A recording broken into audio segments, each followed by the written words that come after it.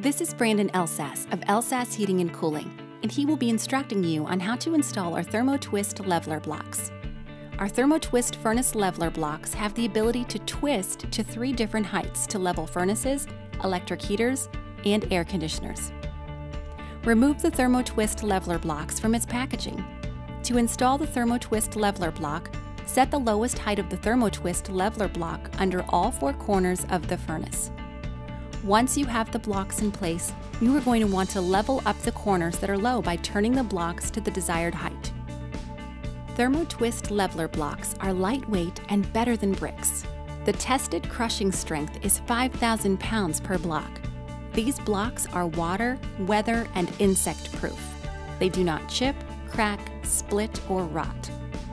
Always check with your local building code inspectors before installing thermo products to ensure code compliance for each state.